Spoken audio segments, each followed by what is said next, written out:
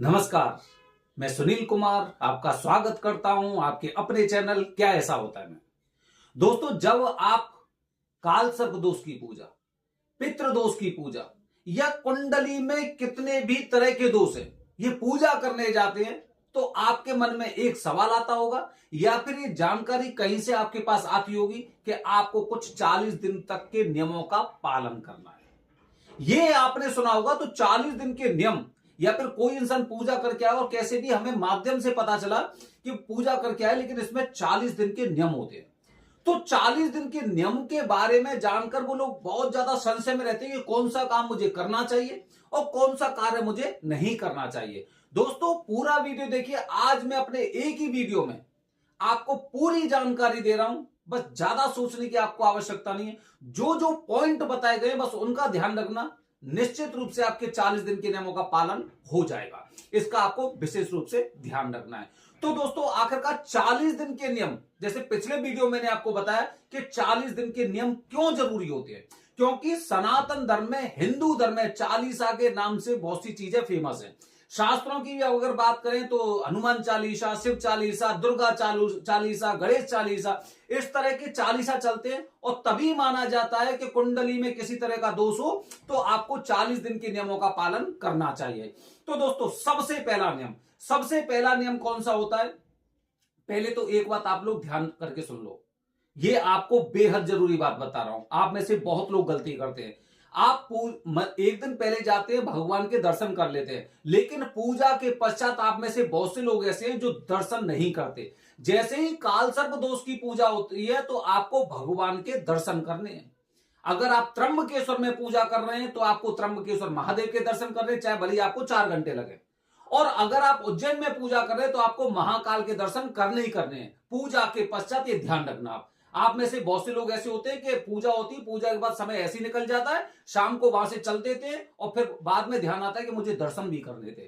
तो ये बात ध्यान रखना। तो दोस्तों, पहला नियम कौन सा है? पहला नियम ऐसा होता है कि जैसे ही आप घर वापस आ जाते हैं लौटकर, तो आपको रोजाना, जैसे कि आज आ गए तो कल से, आज आ गए तो कल से आपको 1 लोटा जल लेकर भगवान शिव जी के मंदिर में जाना है। लोटा जल में क्या होगा? जल होगा, उसमें दूध होगा, थोड़ा सा मीठा, कोई शक्कर या गुड़ वगैरह डाल सकते हैं, कुछ उसमें केसर डाल सकते हैं, या फिर उसमें कुछ आपको केसर डाल सकते हैं। ठीक है, इस तरह से कुछ चीजों का ऐसा वो करना है। और थोड़ी सी चीनी नहीं, मीठा जल होना चाहिए। मीठा, नाम के लिए चीनी नहीं डालनी, शरबत जिसे बोलते हैं, इस तरह का आपको जल लेके जाना है और भगवान शिव जी पर जल अर्पित करना है। भगवान शिव जी पर जल अर्पित करना है। जल अर्पित करने के पश्चात आपको लोटा वापस खाली लेकर नहीं आना है। जो जल चढ़ाने के पश्चात जब गिरता है नीचे तो शिवलिंग पे से जो थोड़ा सा जल लेकर आपको घर में आना है और वहीं पे आपको इसका थोड़ा सा कहते हैं ना, चरणामृत की तरह से उसे यूज करना है, मतलब लेना है, ग्रहण करना है। सबसे पहले अपने घर में थोड़ा सा उस जल का छिड़काव करना है। तो 40 दिन तक लगातार भगवान शिव जी पर मीठे जल से अभिषेक करना है। ठीक है, पहली बात। दूसरी बात बता रहा हूं, दूसरा नियम दोस्तों, 40 दिन तक नवनाग स्तोत्रम होता है। नवनाग स्तोत्रम, इसमें पढ़िए ओम अनंतम वासुकी शेषम पद्मनाभम च कम्बलम, ये पूरा मंत्र है। ये 40 दिन तक आपको, जब आप मंदिर में जा रहे हैं ना, तो मंदिर में जाने के पश्चात जब आप जल चढ़ा देते हैं तो जल चढ़ाने के पश्चात आपको ये नवनाग स्तोत्रम का पाठ करना, वहीं पे बैठकर। ये 2 नियम आपको बेहद जरूरी तरह से आपको ध्यान रखने हैं, आपके जीवन का हिस्सा हो जाने चाहिए। तीसरा नियम बता रहा हूं दोस्तों। तीसरा नियम यह होता है कि आपको लहसुन प्याज का किसी भी तरह से सेवन नहीं करना है। लहसुन प्याज का किसी भी तरह से आपको सेवन नहीं करना है, बल्कि जिस छत के नीचे आप रह रहे हैं उस छत के नीचे बनना भी नहीं चाहिए, रहना भी नहीं चाहिए, उसका नाम भी नहीं लेना चाहिए। लहसुन प्याज से एकदम आंख बंद कर लो। उसकी अगर स्मेल भी अगर नाक में जा रही है तो समस्या है। प्रयास करिए, अगर आप एक ज्वाइंट फैमिली में रह रहे हैं तो कम से कम आप अपने नियम का पालन करिए। अगर आप अपने परिवार से दूर रह रहे हैं तो कम से कम आपको पालन करना चाहिए। ठीक है, वैसे पूरे परिवार को इस नियम का पालन करना चाहिए। अगर आप मेस में रह रहे हैं, आप हॉस्टल वगैरह में रह रहे हैं, तो आपको कच्ची लहसुन प्याज का सेवन नहीं करना चाहिए। बाकी जैसी सब्जी मिल रही है आपको उस सब्जी को आप खा सकते हैं, चाहे वो यात्रा के दौरान हो या फिर आप मेस में या हॉस्टल में खाना खा रहे हैं, कैंटीन में, उस तरह से।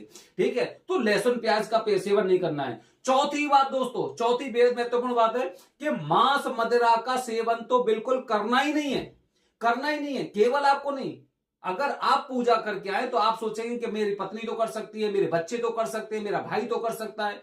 जो भी इस छत के नीचे रह रहे हैं, जो भी एक साथ रह रहे हैं, उनको एकदम कहते हैं ना, एकदम उसे पूरी तरह से निर्देश दे दिया जाए कि यहां पर ना तो बनेगा ना खाएंगे।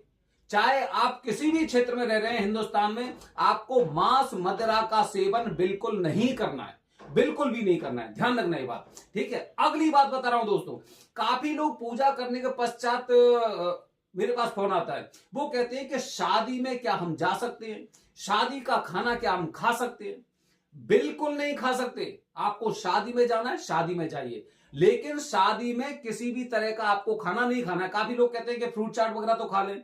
हां, अगर आप उनका मन रखने के लिए उसे खा रहे हैं तो ध्यान रखना उसमें वो वाला मसाला नहीं डलना चाहिए। ऐसे ही फ्रूट वगैरह ले लो और आप खा सकते हैं, बाकी उस खाने को आप नहीं खा सकते। अगला नियम बता रहा हूं दोस्तों, काफी बार ऐसा हो जाता है कि हमारे परिवार में या आसपास किसी की मृत्यु हो जाती है, तो लोगों के मन में संशय होता है क्या मैं वहां पे जा सकता हूं, या फिर जो 13वीं का खाना होता है जिसे ब्रह्मभोज वगैरह बोलते हैं, क्या मैं उसे खा सकता हूं? दोस्तों, अगर ऐसी स्थिति परिस्थिति आती है अगर हमारे समाज में, तो प्रयास करिए कि उस बंदे को मत भेजिए, किसी और को भेज दो। ठीक है, या फिर अगर आपके पास कोई विकल्प नहीं है तो उसे आप उसमें भेज सकते हैं, लेकिन खाना नहीं खाना है, वो वाला खाना तो खाना ही नहीं है, ध्यान रखना। प्रयास करिए घर में से कोई इंसान उस खाने को ना खाए, लेकिन अगर घर परिवार से संबंधित कुछ ऐसी चीजें तो हम उसे इग्नोर नहीं कर सकते।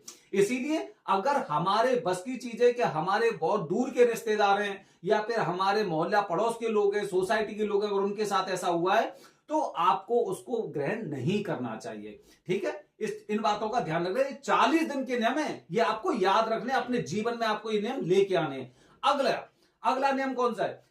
हमने काफी लोगों को देखा है कि ये पैक्ड फूड का सेवन करते हैं। पैक्ड फूड में जैसे कि अगर हम बात करें, चिप्स वगैरह हो गए, लेज वगैरह हो गए, मतलब नमकीन वगैरह हो गई, इस तरह की चीजें, या फिर कुछ इनके सूप वगैरह हो गए। इन चीजों का बिल्कुल भी सेवन मत करिए, खरीदिए मत इनमें, क्योंकि इनमें बहुत सी चीजों में ऐसी चीजें आती हैं जो हमारा टेस्ट एनहेंसर करने के लिए आती है, और उसमें कुछ ऐसी आपत्तिजनक चीजें भी मिली हो सकती हैं कि जिससे हमारी पूजा भी खराब हो सकती है। तो दोस्तों, ध्यान रखना है आपको कि हमें किसी भी पैक्ड फूड का सेवन बिल्कुल नहीं करना है, पैक्ड फूड का बिल्कुल सेवन नहीं करना है। अगली बात दोस्तों, अगला महत्वपूर्ण नियम है कि हम में से बहुत से लोग ऐसे होते हैं। अब आप एक बात बताइए, हम शादी का खाना नहीं खा सकते, हम ये क्या बोलते हैं, ये जो 13वीं का खाना नहीं खा सकते, ठीक है, तो हमारे धर्म में कुछ तो ऐसी चीज बताइए।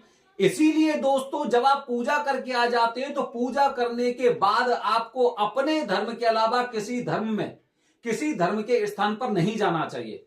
अपने धर्म के, अपने सनातन धर्म के स्थान पर आप कहीं पे भी जा सकते हैं। आप देवी माता के दर्शन करिए, वैष्णो देवी जाइए, आप केदारनाथ जाइए, आप भगवान गणपति की पूजा करिए, आप अयोध्या जाइए, लेकिन आप कहेंगे आपको शिरडी जाना है, बिल्कुल नहीं जा सकते। अगर आप ये कह रहे हैं कि आपको मुस्लिम धर्म के किसी उस पर जाना है, नहीं जाना चाहिए। ये हम आपको नियम के अनुसार बता रहे हैं, आगे इच्छा आपकी है कि आप क्या कर रहे हैं। अगर आपके घर में कुछ ऐसी प्रतिमाएं भी रखी हुई हैं, अगर आपके घर में कुछ ऐसी प्रतिमाएं रखी है, जैसे बहुत से लोगों को मैंने देखा कि आसाराम की प्रतिमा रख रखी है, किसी ने सत्य साई की तस्वीर रख रखी है, किसी ने शिरडी वाले की तस्वीर रख रखी है, मत रखिए।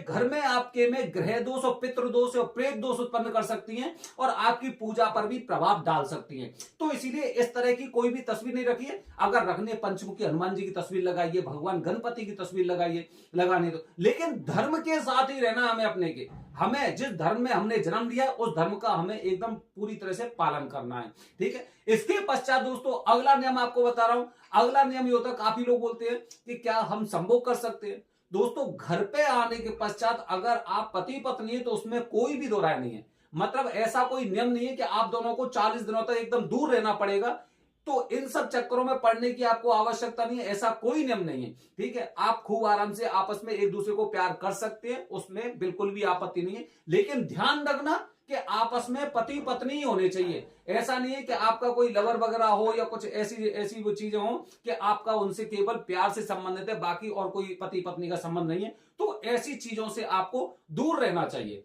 विशेष रूप से ध्यान रखना। और सबसे अंत में दोस्तों, सबसे अंत में एक और चीज बता रहा हूं कि आपको 40 दिन के दौरान आपको अगर रास्ते में कोई जानवर भूखा मिलता है तो कम से कम जानवरों के लिए कुछ ना कुछ अवश्य खिलाइए। कुत्तों को खिलाइए, गाय को खिलाइए, कोई भी मिल जाता है, कुछ भी सप्ते में 10 दिन में, या कुछ भी बिस्कुट का पैकेट एक रोजाना ले जाइए, उनको खिलाइए। और इसी तरह से बुजुर्गों की सेवा जरूर करिए। अगर आपके घर में आपके माता पिता या दादा दादी हैं तो कम से कम एक बार शाम के समय उनके पैरों को जरूर दबाइए और उनका आशीर्वाद लीजिए।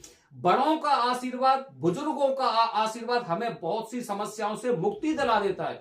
इसी तरह से जो जानवरों की सेवा करते हैं, जानवरों को हम कुछ खिलाते हैं, आप ये मानिए कि आपकी परेशानियों को इन्होंने ग्रहण कर लिया। ये 40 दिन के नियम मैंने आपको कंप्लीट बताए हैं, कोई विधिवत तरीके से ऐसे आपको नियमों को नहीं बताएगा। निर्भर करता है आपके ऊपर कि आपको पूजा का फल कितना प्राप्त करना है। अगर पूर्ण रूप से पूजा का फल प्राप्त करना है तो निश्चित रूप से आपको इन 40 दिन के नियमों का पालन करना चाहिए। ध्यान रखिए दोस्तों, डायरेक्ट फोन करने की आवश्यकता नहीं है, दिए गए नंबर पर व्हाट्सएप करें। और जब आपकी अर्जी लगेगी घर से निकलने से 2 दिन पहले, तभी मुझे फोन करें, उससे पहले फोन ना करें। बने रहिए हमारे चैनल के साथ दोस्तों। हर हर महादेव, हरिओम।